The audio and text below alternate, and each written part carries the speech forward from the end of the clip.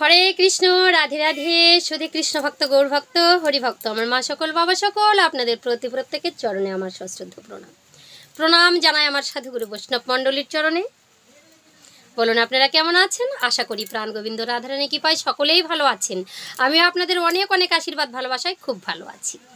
তো আজকে আপনাদের সামনে যে ভিডিওটি আমি তুলে ধরবার চেষ্টা করছি, ছোট্ট ভক্ত, মুচির ছেলে, ছোট্ট ভক্ত দুঃখীর কথা, কৃষ্ণ ভক্ত দুঃখীর কথা আমি তুলে ধরবো আপনাদের কাছে।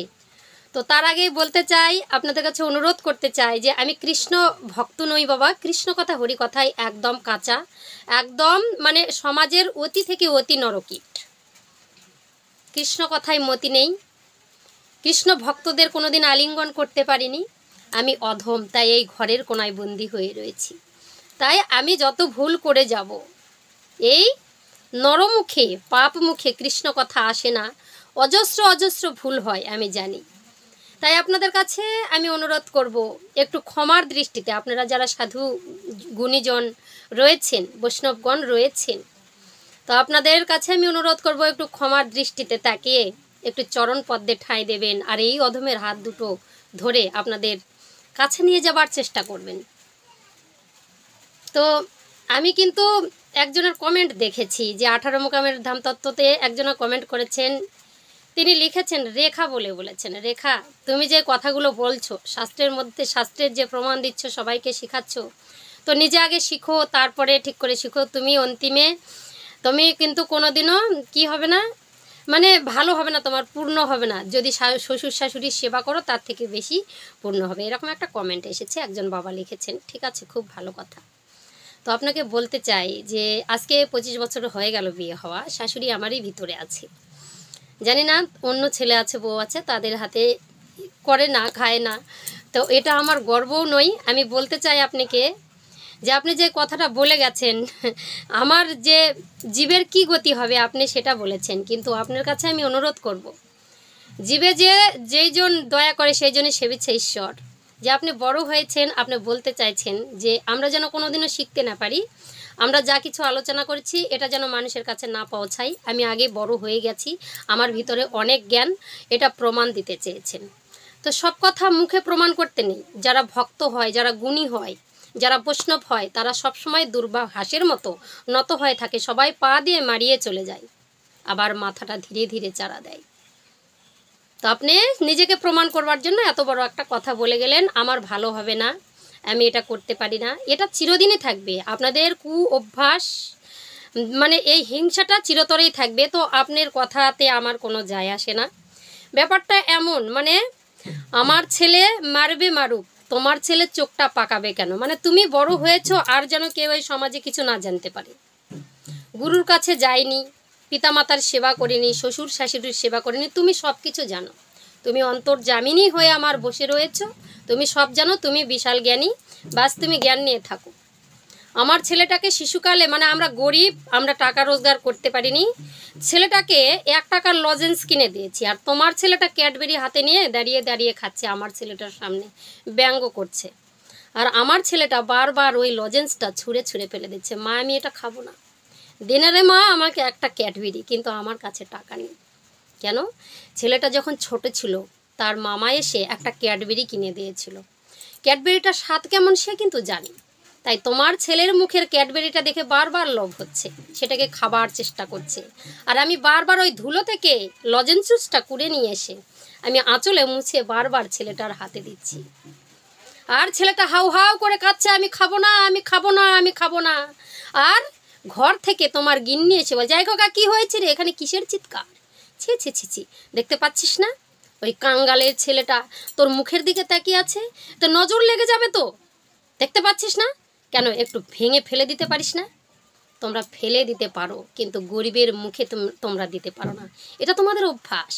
ঘরের মধ্যে গোপাল সেবা করতে পারো, আর মানুষকে কষ্ট দিতে পারো, কোনোদিনও গোপাল তোমাকে ক্ষমা করবে না। ওই মন্দিরে দেবতা নেই।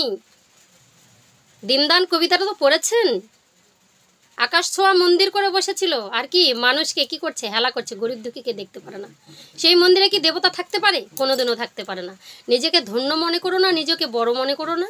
তোমাদের কাছে আমি ক্ষমা প্রার্থী, জানি আমার জ্ঞানটা কম, কিন্তু মানুষকে একটু ক্ষমার দৃষ্টিতে তাকালে খুব ধন্য হবে, ভগবানও সন্তুষ্ট হয়, তোমার মুক্তির পথটা হবে আগে। আমার মুক্তি হবে কিনা আমি জানি না, কারণ আমার তো অত জ্ঞান নেই। আর কি করলো তোমার গিন্নি, এসে ওই ছেলেটাকে বলছে নজর কেটে যাবে, ফেলে দে। তোমরা গরিবদের মুখে অন্ন তুলে দিতে পারো না। ছোট যারা ছোটই থাকুক, তারা যেন কোনোদিনও বড় হয় না, ব্যাপারটা এমনই।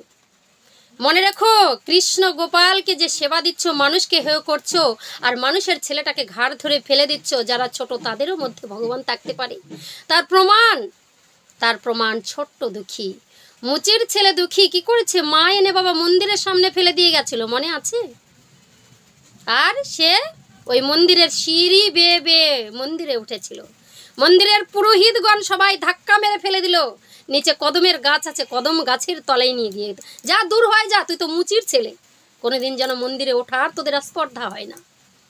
কি হয়েছিল লাস্টে জানেন তো? বলছি, তাহলে একটু মন দিয়ে শ্রবণ করুন। ছোট্ট ছেলে দুঃখী প্রত্যেকদিন কাঁদে আর গোবিন্দকে বলে, হে গোবিন্দ, তুমি কি পারো না ওই মন্দির থেকে এসে আমার সঙ্গে একটু কথা বলতে? আমার কেউ নেই, আমাকে কেউ ভালোবাসে না, গোটা পাড়ায় ব্রাহ্মণ বাস করে, আমরা একাই মুছি, আমার মাকে কেউ ভালোবাসে না, আমাকেও কেউ ভালোবাসে না, তুমি কি পারো না আমার বন্ধু হতে? আমারও তো মন চায় তোমার সঙ্গে একটু কথা বলি, এসো না গোবিন্দ, তুই শোন না গোবিন্দ। বলতে বলতে তুই তাকারি বলে। গোবিন্দ বলছে, দুঃখী রে, এই পৃথিবীতে তোর মতো আমাকে কেউ ভালোবাসে না, সবাই তুমি বলে, আপনি বলে, পুজো করে, ভোগ দেয়, চলে যায়, আর তুই আমাকে তুই বলে ডাকিস, তুই কতটা আমাকে ভালোবাসিস, আয় না কৃষ্ণ, একটু বন্ধু হয়ে যায়। কৃষ্ণ এলো, কৃষ্ণ কদম্বের নিচে নেমে এলো, মন্দির থেকে নিয়ে এসে দুঃখীকে একসঙ্গে বন্ধু করে নিল। তারা দুজনে নেচে নেচে নৃত্য করছে, সবাই কেউ দেখতে পারে না, কারণ কৃষ্ণকে দেখার মতো আমাদের নয়ন নেই, অহংকারে নয়ন দিয়ে কখনো কৃষ্ণকে দেখা যায় না। দুঃখী আর কৃষ্ণ মিলে সারাদিন খেলা করে, সন্ধ্যা হয়ে যায়, ভগবান শ্রীকৃষ্ণ আমার মন্দিরে চলে যায়, আর ছোট্ট দুঃখী মায়ের আঁচলে ফিরে যায়। একদিন বলছে, তুই আর আমি বন্ধু, আমরা জনম জনম বন্ধু থাকবো, তোকে ফেলে দিক সবাই, কিন্তু আমি তো ভুলে যাব না, তুই যদি আমাকে ভুলে যাস আমি তোকে ভুলবো না। এই হচ্ছে কৃষ্ণ, এই হচ্ছে দয়াময়, এই হচ্ছে ভগবান, যিনি ক্ষমা করতে পারেন ভক্তের জন্য, নিজের কথা ভাবেননি। তুই দুঃখী, ওই তোকে সবাই মিলে মন্দির থেকে বের করে দিয়ে ওই কদম তলায় থাকতে দিতে পারে, কিন্তু আমি তোর জন্য মাটিতেও নেমে আসবো। ভগবান এমনটা, কিভাবে অহংকার করো, কিভাবে নিজেকে কখনো বড় ভেবেছো? এই দেহটা চূর্ণ বিচূর্ণ হয়ে যাবে, এই দেহের বিচার কি হবে সেটা তুমিও জানো না, আমিও জানি না। নিজেকে প্রমাণ করছো, মানুষের কথা ভাববার আগে নিজের দিকটা একটু তাকিয়ে দেখো। হিন্দু বলে তাকে উলঙ্গ করে সারা দেহটা সার্চ করে পাকিস্তানরা মেরে দিয়ে চলে গেল জঙ্গি হামলায়, তাদেরকে কিছু বলতে পারো না। যারা উলঙ্গ অবস্থায়, নগ্ন অবস্থায় ভিডিও করে, তাদেরকে কিছু বলতে পারো না। আমাদের কাছে এসে এসে তোমরা খুদ বার করো, এটা তোমাদের অভ্যাস, চিরতরের অভ্যাস। আরো বড় হও, আরো ধন্য হও। আমরা নগণ্য আছি, নগণ্য আছি, ঠিক আছে, আমরা যারা সবাই আমাকে ভালোবাসে তাদেরকে নিয়ে আমি চলবো। ছোট্ট দুঃখী একদিন ছোট্ট বাটিতে কালাই ভাজা এনে মুখে মুখে ঝিক দিচ্ছে, আর কৃষ্ণের সঙ্গে খেলা বলছে। সঙ্গে সঙ্গে হাতটা চেপে ধরলো কৃষ্ণ। এই দুঃখী, কি খাচ্ছিস? কেন? আমি কালাই ভাজা খাচ্ছি। কালাই ভাজা তুই একাই খাবি? আমার মা কালাই ভাজা দিয়েছে তাই একাই খাচ্ছি। তুই একাই কেন খাচ্ছিস? তুই আর আমি নাকি বন্ধু হই, আমাকে একটু দেবি না? সঙ্গে সঙ্গে বলছে, নে। বাটি থেকে দুটো কালাই ভাজা তুলে নিয়ে ওই কৃষ্ণের হাতে দিল। বলছে, আর একটু দে না। বলছে, আরে আমার বাটিতে তো দেখতে পাচ্ছিস আমার কাছে কিছু আর নেই, এই কটাই পড়ে আছে। বলছে, ওই কয়টাই আমাকে দে। দুঃখী তখন কি করলো, ওই অবশিষ্ট কালাই ভাজাটা ডান হাতে ভগবান শ্রীকৃষ্ণ নিজের জন্য ধরলো, বাঁ হাতে কলাইটা ভগবান শ্রীকৃষ্ণ রাধিকার জন্য। বলছে, এই কলাইটা নিয়ে কি করবি? বলছে, জানিস ওই মন্দিরে আর একটা মেয়ে মানুষ আছে, যার জন্য আমাকে তাকে দিতে হয়। বলছে, এই মেয়ে মানুষ আছে তো ওখানে কি আছে? বলছে, ওখানে একটা মেয়ে মানুষ আছে, তার জন্য আমাকে নিয়ে যেতে হয়। শোন না কৃষ্ণ, তুই যদি ওই মেয়ে মানুষটাকে আমার কাছে একটু পাঠিয়ে দিস তো, দেখবো সে কেমন। যদি দেখতে ভালো লাগে তাহলে তার সঙ্গে আমি একটু প্রেম করব। সে আর তোর সঙ্গে প্রেম করবে? কোনোদিনও প্রেম করবে না। আমার সঙ্গে প্রেম করে সে বাধা পড়ে গেছে, তার কত জ্বালা, আমি তোকে গ্যারেন্টি দিচ্ছি তোর সাথে। আরে একটু চেষ্টা তো করে দেখবো। কৃষ্ণকে বলছে, এমন করে, এমনই বন্ধু ভাবা যায়। বলছে, ঠিক আছে ঠিক আছে, তোর কথা আমি রাজি আছি, একদিন তোকে নামিয়ে নিয়ে এসে সেই মেয়েটাকে দেখাবো, ঠিক আছে, এখন তবে আমি আসি। সম্পূর্ণ কালাইগুলো ডান হাত আর বাঁ হাত করে নিয়ে মন্দিরে ঢুকেছেন। রাধারানী বলছে, ভগবান প্রাণবধূ, আমি উপর থেকে সব দেখলাম, বাম হাতের কালাইটা আমার জন্য, ডান হাতের কলাইটা তোমার জন্য, আমারটা আমাকে দিয়ে দাও। বলছে, কেন আনলে? ওই ছোট্ট ছেলেটার হাত থেকে সব কিছু নিয়েছো? বলছে রাধে তুমি এটা বুঝবে না। বলছে দেখতে পাচ্ছ তোমার পুরোহিত তোমাকে কত মন্ডা মিঠাই কত কিছু খাবার দিয়েছে, তুমি সেগুলো না খেয়ে তুমি ওই কালাই ভাজা নিয়ে এসেছো ওই দুঃখীর কাছ থেকে।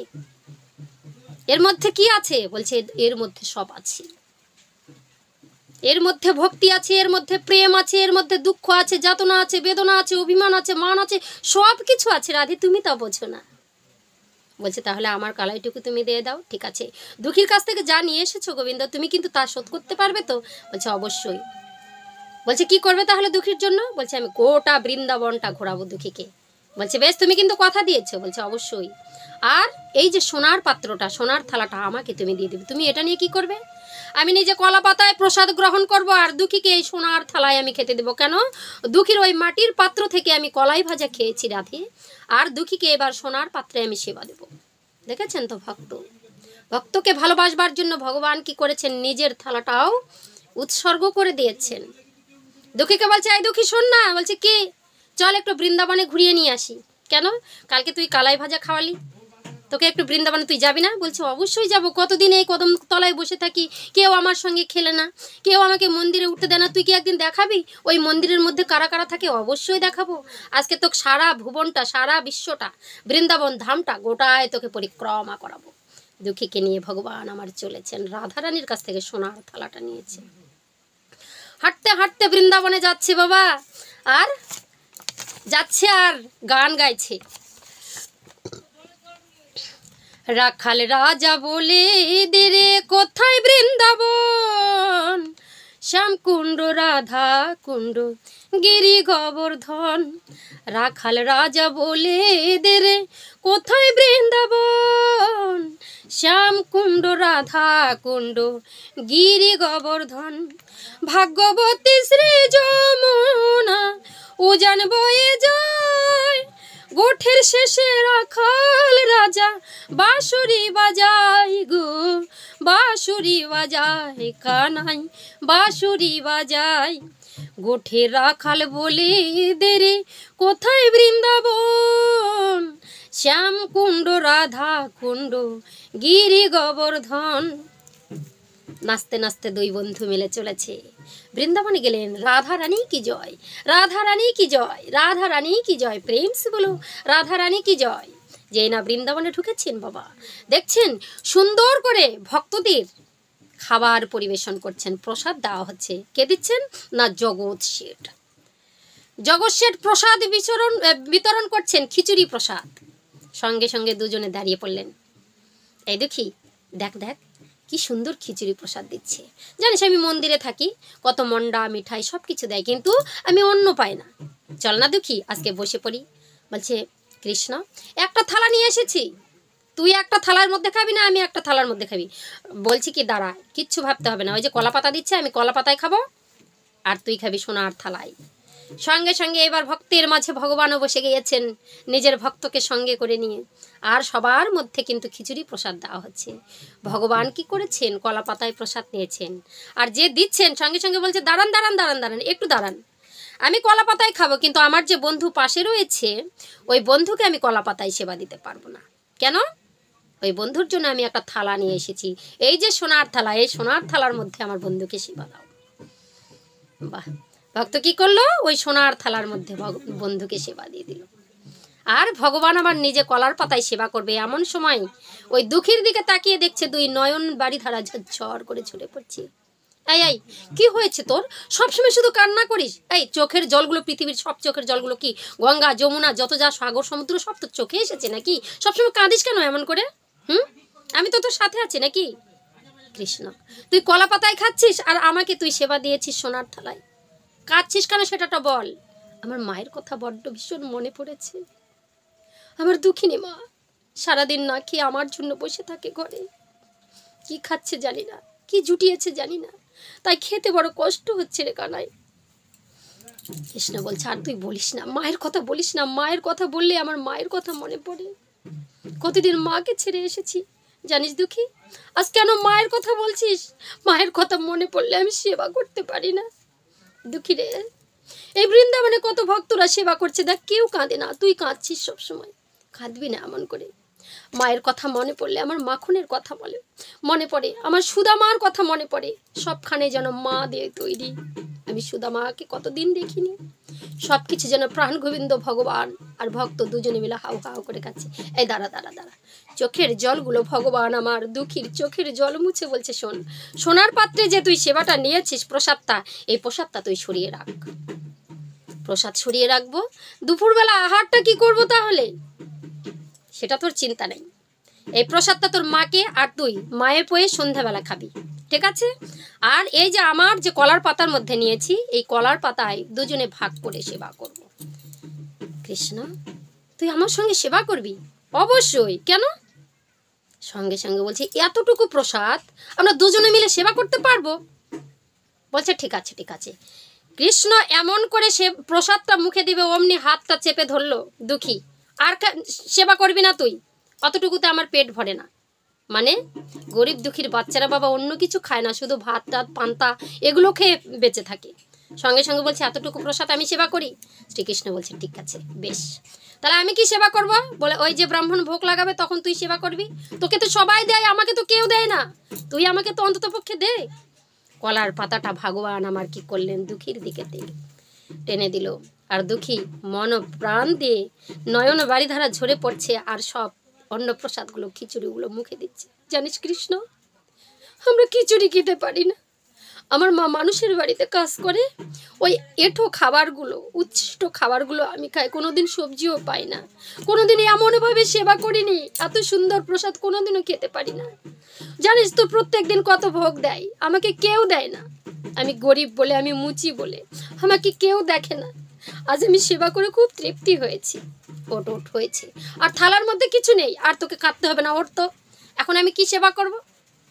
চলো ওই যে ব্রাহ্মণ মন্দিরে যাব, ওই ব্রাহ্মণ তোমাকে সেবা দেবে, আর আমি নিচে নিচে বসে বসে দেখব।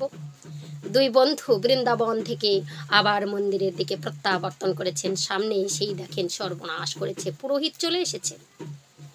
পুরোহিত এসেই এমন সময় দরজা খুলবে, সঙ্গে সঙ্গে দুঃখীকে বললে, কি সর্বনাশ করলি তুই আমার? দেখ দেখ, পুরোহিত এসেছে, এখন কিভাবে আমি পুরোহিতের সামনে দিয়ে আমি মন্দিরে প্রবেশ করবো বলতো? রাধারানী জানে শ্রীকৃষ্ণ কোথায় গিয়েছে, ভক্তকে নিয়ে ঘুরতে গিয়েছে, কিন্তু মন্দিরের পুরোহিত তো জানে না। সোনার মূর্তি সে কি করেছে, বলছে এই শোন, তুই এমন করে ভাবনা করছিস কেন? হ্যাঁ, সামনের দরজাটা লাগানো আছে, পিছনের দরজাটা তোর ঘর, তুই পিছনের জানালা টপকে ঢুকবি না দরজা খুলে ঢুকবি, সেটা তোর ব্যাপার। পুরোহিতের চোখে ধুলি দিতে তুই পারবি? দুঃখীর কথা শুনে শ্রী গোবিন্দ আমার পিছনের জানালাটা ভেঙে আর ঘরের মধ্যে ধপ করে লাফ দিয়েছে। পুরোহিত চমকে গেল, কি ঘরের মধ্যে দরজাটা আওয়াজ করলো, কি নিশ্চয়ই চোর ঢুকেছে, জানালা দিয়ে নিশ্চয়ই চোর ঢুকেছে, আর আমার কৃষ্ণ মূর্তিটাকে নিয়ে চলে গেছে।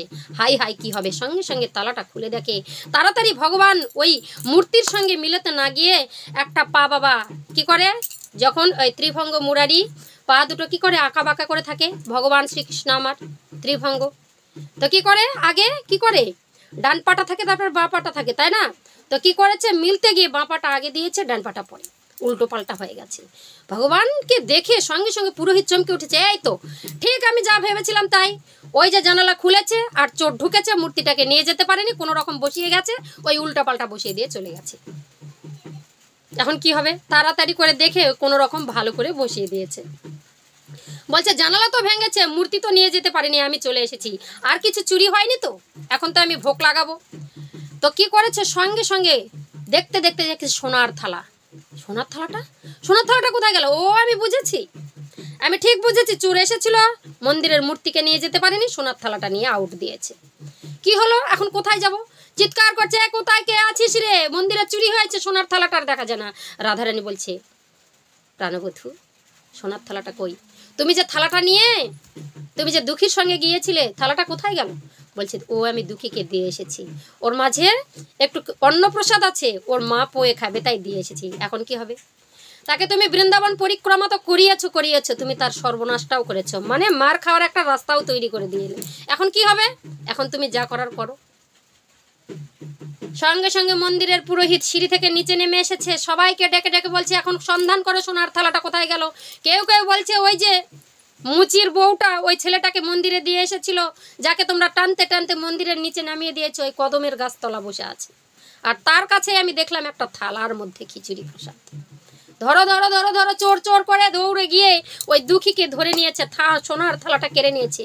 দুষ্টু দুরাচার, এই জন্য তোকে আমি নামিয়ে দিয়েছিলাম। তুই ছোট জাত, তুই কখনো কৃষ্ণ ভজন করতে পারবি না। কৃষ্ণর মূর্তিটা চুরি করতে গিয়েছিলি জানালা ভেঙে, সেটাকে তো আর পারিসনি। আমি চলে এসেছি, থালাটা নিয়ে দৌড় দিয়ে দিচ্ছি।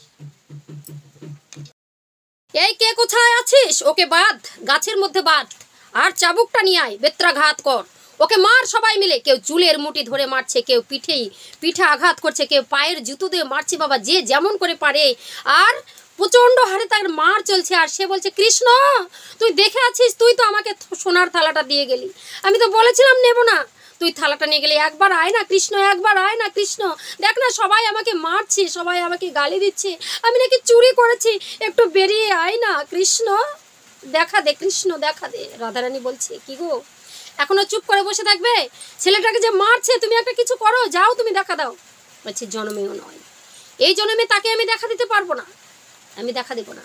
একবার দেখা দিয়েছি, ও তুমি দেখা দেবে না, তুমি দেখা দেবে না। ও যদি মরে যায়, মার খায় মরুক হতভাগা, এই পৃথিবীতে বেঁচে থাকে কি হবে ওর? মার খাক। সবাইকে বলছে, ওগো শোনো না, আমি চুরি করিনি, আমি মন্দিরের থালা নিয়ে কি করব, আমরা গরিব, আমরা কোথায় রাখবো? আমি কৃষ্ণের সঙ্গে বৃন্দাবনে গিয়েছিলাম, আমরা সেখান থেকে প্রসাদ নিয়েছি, কৃষ্ণ আমাকে এই থালাটা দিয়েছে। চুপ কর, আরো মুখে মুখে কথা বলছিস কেন বাবা? কেউ কি বিশ্বাস করবে? গরিবের কথা কেউ বিশ্বাস করে না, গরিবের কথা যখন বাসি হয় তখন ফলে, কথাটা প্রবাদ আছে। সবাই মিলে মারছে, চুলের মুঠি ধরছে, মারতে মারতে সন্ধ্যা লেগে গেছে। সবাইকে ডেকে পুরোহিত বলছে, ওকে ছেড়ে দাও, সন্ধ্যা লেগেছে, চলো মন্দিরে আরতি করতে যাব। সোনার থালাটা হাত থেকে ছিঁড়ে নিয়ে এসেছে, আর এনে ধুয়ে মুছে ওই মন্দিরে যেই না দরজাটা খুলেছে, দরজা খুলে অবাক হয়েছে, এত রক্ত কোথা থেকে এলো? মন্দিরের বিগ্রহ কোথায় গেল? দেখছে চারিদিকে মন্দিরের বিগ্রহটা নেই, দেখছে হুমড়ি খেয়ে ঠাকুর আমার মাঝের মধ্যে পড়ে আছে, আর রক্তে বন্যা ভেসে গেছে। এ কি হলো? হ্যাঁ, এ কি হলো? সর্বনাশ হয়ে গেছে, তালাটা মেরে দিয়ে আমি গিয়েছিলাম, আমার কৃষ্ণখানা মাটিতে পড়ে আছে, এত রক্ত কেন? মন্দিরের পুরোহিতের আর বুঝতে বাকি রইল না যে দুঃখী সত্যি কথা বলেছিল, দুঃখী সত্যি কথা বলেছিল। কৃষ্ণ গোবিন্দ আমার দুঃখীকে দেখা দিয়েছেন, দুঃখীকে বৃন্দাবন ভ্রমণ করিয়েছেন, আর বৃন্দাবন থেকে ওই প্রসাদ নিয়ে এসে দুঃখীকে দিয়েছেন। দুঃখী চোর নয়, আজকে যাকে আমরা চোর ভেবেছি সেই হচ্ছে পরম ভক্ত, তার চরণের দাসও আমরা নয়। কোনোদিন আমরা এতদিন ধরে ভগবানকে পূজা দিলাম, কোনোদিন ভগবান আমাদেরকে দর্শন দেয়নি। আজকে মুচির ঘরের ছোট্ট দুঃখীকে ভগবান আমার কাছে দিয়েছেন, তার জন্য সর্বস্ব দিয়েছেন, নিজের সোনার থালাটাও দিয়ে দিয়েছেন। ভগবান বলছে, কেউ যদি আমাকে খুদগুঁড়ো দেয়, তাকে আমি কি দিই বাবা? ধান দৌলতে ভর্তি করে দিই, সব কিছু দিয়ে দেয়। এই তো হচ্ছে ভগবান। ভাগবতে রয়েছে, শুধু ভগবান শ্রীকৃষ্ণ একাই ভগবান, সব কিছু তার। এই যে 4 যুগের যে অবতার, সবাই তার অবতার হয়। আর যত দেব দেবতা দেখছেন, এই 33 কোটি দেবতা, সব তার ভৃত্য মানে চাকর। এই হচ্ছে ভগবান, যে ভক্তের জন্য করে, নিজের কি কথা কখনোই ভাবে না। আর আমরা তো নরপিচাস, নরকীট। এখন কি জ্ঞানটা আমাদের হয়েছে? মানুষকে ছোট বড় নয়নে কি আমরা দেখতে পারি? আমাদের প্রতি, আমাদের নিজের, আমার প্রতি নিজেকে ঘৃণা হয়। মানুষের বিচার কে কি করলো, কে কি খেলো, এছাড়া আমরা মানুষেরকে ঠেস দিয়ে কথা বলা ছাড়া আমাদের অভ্যাসে যেন পরিণত হয়েছে এটা করা। আমরা নিজেকে পরিবর্তন করতে পারবো না। ভগবান কি করেছেন? এই তো আপনাকে তাই বলি যে সারা জীবন মন্দিরে যদি মাথা কোটেন তবু কোনো কাজ নেই। আগে মানুষকে ভালোবাসতে শিখো, মানুষকে ক্ষমার চোখে দেখো। মানুষ যদি ভুল করে, সেই শুধরানোর পথটা নিজে হাতে তুলে দাও। তুমি ভুল করেছো, তোমার এই সমাজে ঠাঁই নাই, তুমি পচবে, মরবে, নরকে যাবে, এটা আমাদের বলার অধিকার নেই। কে কখন ভক্ত হয়ে যাবে, কার পরশে কে, কেউ বলতে পারবো না। এত গীতা ভাগবত অনুষ্ঠান আমরা কখনো বিশ্বাস করতেই পারি না যে এখানে ভগবান আছে। ভগবান বলেছে, যেখানে যেখানে আমার নাম কীর্তন হয়, সেখানে আমি নীরবে বসে থাকি, কীর্তন শুনি। কার মাঝে যে কে আছে আমরা বুঝতেই পারি না, আমরা বিচার করবো আর কে। এই হচ্ছে দুঃখীর কাহিনী। কি করেছেন? ওই মন্দিরটা থেকে দৌড়ে এসে ওই পুরোহিত দুঃখীকে খুঁজছে। দুঃখীরে, আমাকে ক্ষমা কর বাবা, আমাকে ক্ষমা কর বাবা, আমাকে ক্ষমা কর, কোথায় গেলি? দুঃখী থাকলে তো দুঃখীর আর চরণের পাত্তাটাও পারল না। ভগবান সেখান থেকে তাকে ভ্যানিশ করে নিয়ে চলে গেছে মায়ের বাড়ি। কোথায় আছে কেউ দেখতে পারল না। কেঁদে কেঁদে পুরোহিত মরছে। একটা মারও দুঃখীর শরীরের মধ্যে পড়তে দেয়নি ভগবান, নিজে নিজে প্রহারগুলো সব সহ্য করেছেন। রাধারানী বলছে, তাই তো তুমি বিশ্বের ভগবান, তাই তো তোমায় আমি এত ভালোবাসি। ভক্তের জন্য তুমি কি করো দয়াময়। ভক্ত কাঁদলে যে আমি থাকতে পারি না রাধা। ভক্তকে কাঁদতে দাও, যত যত বেশি কাঁদবে, যত যত আঘাত পাবে, তত তত তো আমাকে স্মরণ করবে। যারা দুঃখী হয়, যারা কাঙ্গাল হয়, যারা ফকির হয়, তাদেরই মাঝে আমি থাকি। আমি ভিক্ষার ঝুলি নিয়ে তাদের কাছেই আমি গিয়ে বলি, ওরে ভক্তগণ, তোমাদের চরণ ধুলি পদধুলি আমাকে দাও। আমি কাঙ্গালের ঠাকুর, আমি ধনীর ঠাকুর নই রাধে। আমি ভক্ত বড় ভালোবাসি। জয় শ্রীকৃষ্ণ, রাধে রাধে। সবার কাছে অনুরোধ থাকছে, ভিডিওটি আপনারা যদি ভালো লাগে অবশ্যই চ্যানেলে লাইক শেয়ার কমেন্ট করে চ্যানেলটি সাবস্ক্রাইব করে পাশে থাকবেন। হরে কৃষ্ণ কৃষ্ণ কৃষ্ণ হরে হরে, হরে রাম রাম রাম হরে।